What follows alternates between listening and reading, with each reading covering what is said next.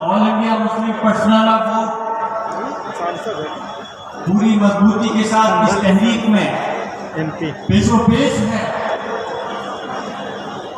जहां तक कोशिश हो सकती थी, जब सरकार इस बिल को संसद इस देश की सबसे बड़ी पंचायत के अंदर लेकर के आई, हमारी जितनी ताकत थी, जितनी हैसियत थी, जितना हमारा विपक्ष का नंबर था, पूरी हम लोगों ने ईमानदारी के साथ जद्दोजहद की, चाहे वो लोकसभा हो या राज्यसभा हो, कि किसी भी तरह से ये बिल पास नहीं हो पाए। और मैं हमारी पार्टी समाजवादी पार्टी और पूरा विपक्ष पार्टी मजबूती के साथ में खड़ा रहा। मैं सभी का तहे दिल से शुक्रगुजार हूं। लेकिन यकीनन वहां सिर्फ आवाज मजबूती किसकी वजह से बिल को रोका नहीं जा सकता, वहां नंबर की जरूरत पड़ती है। हमारे पास नंबर इतना नहीं था कि उस बिल को रोक सकते। जो ये वक्फ कानून, काला कानून हमारे ऊपर मसल्लत किया गया है, जो हमारे मजहबी आजादी, हमारे संवैधानिक अधिकारों को छीनने की कोशिश हुई है। हमारी कोशिश है, और सिर्फ मेरी और हम सिर्फ सांसदों की नहीं, पूरी इस मुल्क की आवाम की जद्दोजहद है कि किसी तरह से भी ये कानून वापस होना चाहिए। जहां कोशिश हो सकती थी, संसद के अंदर प्रयास किया, लेकिन जब ये कानून की शक्ल ले लिया, माननीय राष्ट्रपति के सिग्नेचर होने के बाद, तो फिर हम लोगों ने रुख किया माननीय सर्वोच्च न्यायालय की तरफ, जहां बहुत सारी याचिकाएं दाखिल हुई। अल्लाह के करम से मुझ नाचीज में भी माननीय सर्वोच्च न्यायालय में एक याचिका दाखिल की, और अफसोस तो इस बात का है कि माननीय सर्वोच्च न्यायालय के स्टे होने के बावजूद, ये जब स्टे हुआ था, उसके बावजूद भी माननीय सर्वोच्च न्यायालय के कानून के खिलाफ जो धज्जियां उड़ाने का काम जो राज्य की सरकारें कर रही हैं, वो बहुत हमारे लिए अफसोस की बात है। और वो चैलेंज से माननीय सर्वोच्च न्यायालय के लिए नहीं, वो चैलेंज पूरे इस देश की आवाम के लिए है, इस देश के संविधान के लिए है। आज मैं भी बहुत परेशानियों के अंदर घिरा हुआ हूं, और वो परेशानियां सिर्फ और सिर्फ इस वजह से हैं कि मैं अपनी कौम की आवाज को उठा रहा हूं और सच के रास्ते पे चलते हुए हक की आवाज को बुलंद कर रहा हूं। लेकिन मुझे ये यकीन है कि अगर मैं सच हूं, मैं सही हूं, तो इस देश की अदालत पे मुझे यकीन है, मुझे इंशाअल्लाह ताला हमें इंसाफ मिलेगा। और इस देश की अदालत के साथ साथ पूरी दुनिया की जो पूरी कायनात की सबसे बड़ी अदालत है, रब्बुल कायनात की, उस अदालत से हमें इंसाफ देने से कोई नहीं रोक सकता। वतु इज्जो मंतशा वतु जिल्लो मंतशा, अल्लाह जिसको चाहे इज्जत देता है और जिसको चाहे जिल्लत देता है। जो आज सरकारों के अंदर कायम है और गुमराह होकर के अपने घमंड के अंदर ये चीज भूल गए हैं कि उनकी जुबान से निकली हुई बात ही कानून है। गलतफहमी के शिकार हैं वो लोग। हमारे इस मुल्क की आजादी के लिए हमारे बुजुर्गों ने जो अपने खून की कुर्बानी दी थी, जो फांसी के फंदों पर झूले थे, मैं ये नहीं कह रहा कि सिर्फ मुसलमान थे, लेकिन सभी मजहब के लोग थे, लेकिन फख्र से इस बात को कहता हूं कि मुसलमानों की कुर्बानियां भी कोई कम नहीं थी। तो जहां हम अपने मजहब को मानते हैं,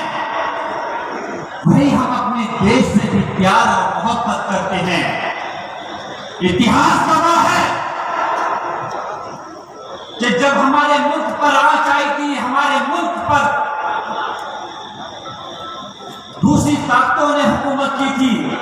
तो अपने मुल्क को आजाद कराने के लिए किस तरह से कुर्बानियां दी थी। और इंशाअल्लाह ताला किसी के डर या दबाव में नहीं, अगर आने वाले वक्त में अगर हमारे मुल्क पर कोई परेशानी या आंच आती है, तो इंशाअल्लाह इस देश का मुसलमान किसी से पीछे रहने वाला नहीं है। हम अपने देश की भी फिक्र करते हैं, और जो आज हमारे मजहबी आजादी और हमारे संवैधानिक अधिकारों को छीनने की कोशिश हो रही है, उसके लिए भी हम खामोशी नहीं रह सकते। क्यों इस देश के अंदर धन के नाम पे लड़ाने की कोशिश की जा रही है? क्यों इस देश को धन के नाम पर बांटने का प्रयास किया जा रहा है? क्या ऐसा कोई मुल्क तरक्की कर सकता है? आप बात करते हो विकसित देश होने की, जहां आप देश को बांटोगे, अगर एक देश की इतनी बड़ी आबादी को नजरअंदाज कर दोगे, तो कैसे देश तरक्की करेगा?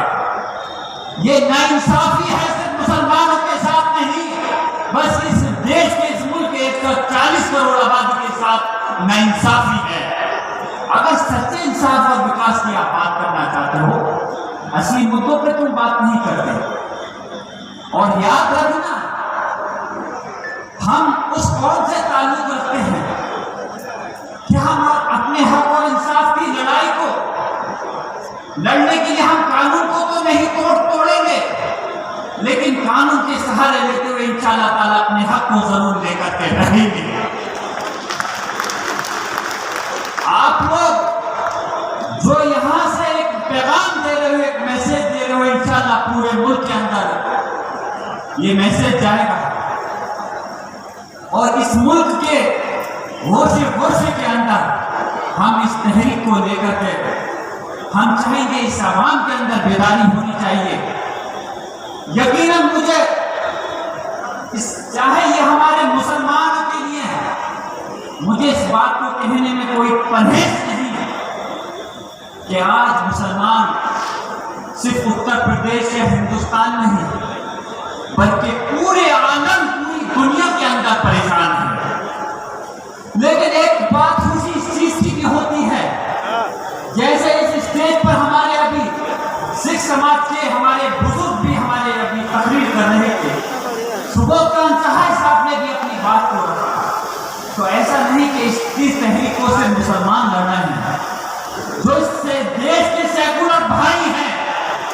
जो इस देश की ईमानदारी से तरक्की चाहते हैं, वो भी आज हमारे साथ कंधे से कंधा मिलाकर के खड़े हैं। हम शुक्रगुजार हैं उनके भी। लोकसभा के अंदर अगर 231 वोट मिले तो वो सिर्फ मुसलमानों के नहीं थे, उसके अंदर हमारे हिंदू समाज के जो सेकुलर लोग हैं उनके भी वोट थे। लेकिन ये याद रखना, जो कौमें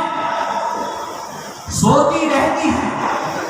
मेरे दादा मोहतरम शफीकुर रहमान भट्ट साहब जो हिंदुस्तान की राजनीति के अंदर मशहूर रहे अपनी बात को,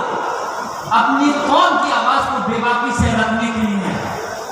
मेरे दादा मोहतरम भट्ट साहब ने बताया था पार्लियामेंट के अंदर एक आयत लिखी हुई है कि अल्लाह उस कौम की जब तक मदद नहीं करता जब तक कि उस कौम को खुद अपनी मदद करने का शुरुआत ही अपना नहीं हो। अगर आप सोते रहेंगे तो कोई हमारी मदद करने के लिए नहीं आने का है। हमारे लिए दूसरे लोग भी तभी खड़े होंगे जब हमारे अंदर बेदारी होगी,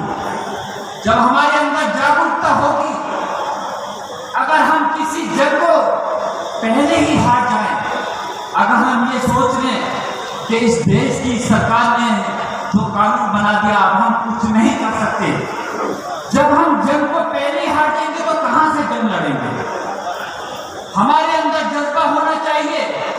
कि अगर सरकार ने कानून बना दिया तो हम तहरीक चला करके सरकार को मजबूर करने का काम करेंगे। हम कोशिश करेंगे माननीय सर्वोच्च न्यायालय को ये यकीन दिलाने के लिए कि ये कानून इस देश के मुसलमानों के हक के लिए नहीं,